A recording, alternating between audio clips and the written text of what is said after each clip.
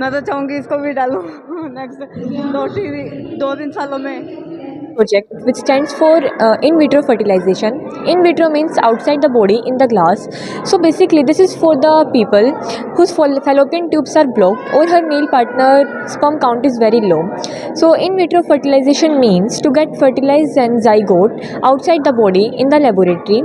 The first process of in vitro fertilization is इसमें क्या होता है कि लेडी को बहुत सारे इंजेक्शंस और हार्मोन्स दिए जाते हैं, जिसकी वजह से उसकी ओवरी को इस तरीके से प्रिपेयर किया जाता है कि उसकी ओवरी एक टाइम पे बहुत सारे एग रिलीज़ आउट करें। उसके बाद उन सभी एग्स को निकाला जाता है लेडी की बॉडी से बाहर with the help of a syringe. Then जो उसका मेल पार्टनर होता है उसके स्पर्म को बॉडी से बाहर निकाला जाता है। फिर एग और स्पर्म को एक साथ एक ग्लास डिश में 3 से 4 दिन के लिए फ्रीज़ करते हैं ताकि वो फर्टिलाइज़ कर पाएँ। फिर जब फर्टिलाइज़ होकर जाइगोट बन जाते हैं फिर उसको लेडी की बॉडी में ट्रांसप्लांट किया जाता है। I have made this project because हमारी सोसाइटी का ये मानना होता है कि IVF करवाना अच्छी बात नहीं है। मैं एक विलेज से बिलोंग करती हूँ। मेरी मम्मा ने खुद 2-3 बार IVF करवाया है। तो जो नेबर्स के मतलब बूढ़े होते हैं ये सोचते हैं कि IVF करवाना मतलब बहुत ही गलत माना जाता है। तो मैं ये मैसेज देना चाहती हूँ कि IVF करवाना is not a bad thing, बल्कि भगवान ने हमें गिफ्ट दिया है कि हम लोग अपनी जनरेशन को आगे कर पाते हैं और एक माँ बन सकती है अगर फिर भी उसे कुछ प्रॉब्लम है तो भी। My name is Anshika. Today I am here to tell you about my model Red Fort. Red Fort is located in Delhi opposite the Chandni Chowk market and it was built by the famous Mughal Emperor Shah Jahan in 1639. It is one of the most historical monument of our India. On 15 August 1947, our first Prime Minister Jawaharlal Nehru raised Indian flag above the Lahori Gate and delivered a nationally broadcast speech on this. So in this 4,000 workers to work to make it, and there are 2 main architecture. One was Ahmad Lahori Khan and second was Ahmad Lahori. Tarun Davar and I am from class 10th. Today my model is New Parliament of India. Parliament is a supreme legislative body of government. It comprises of President, Lok Sabha and Rajya Sabha. The Parliament of India was inaugurated in May 2028 and it represents the national democratic spirit. Lok Sabha has total 888 seats and Rajya Sabha has total 583 seats in this parliament, and the combined seats for the joint session has 1272 seats. This whole model was built under the Central Vista Redevelopment Project. Thank you, sir. I am Manvi Sanik from GGS Public School, standing in front of you for telling about solar system. This is solar system. Solar system have 8 planets: Mercury, Venus, Earth, Mars, Jupiter, Saturn, Uranus, Neptune. Mercury is the closest planet to the Sun, and the next Venus is the hottest planet in our solar system, and next Earth. Earth is a planet where life can possible because presence of atmosphere, and it is also known as the blue planet because 70% of its area covered with water. And next Mars. Mars is also called red planet, and next Jupiter is the largest planet in our solar system. Next Saturn is the second largest planet in our solar system, and this is Uranus. Uranus is the cold planet in our solar system, and the next Neptune is the made up of gas. Guru Govind Singh public school में हुआ वार्षिक PTM परीक्षा परिणाम घोषणा एवं विज्ञान, गणित व कला प्रदर्शनी का भव्य आयोजन। और कल्चर एक्टिविटीज़ भी हैं। बहुत अच्छा स्कूल है। मैं तो चाहूँगी इसको भी डालूँ नेक्स्ट 2-3 सालों में। गुरु गोविंद सिंह पब्लिक स्कूल में वार्षिक अभिभावक शिक्षक बैठक PTM का आयोजन किया गया, जिसमें छात्रों की वार्षिक परीक्षा परिणामों की घोषणा की गई।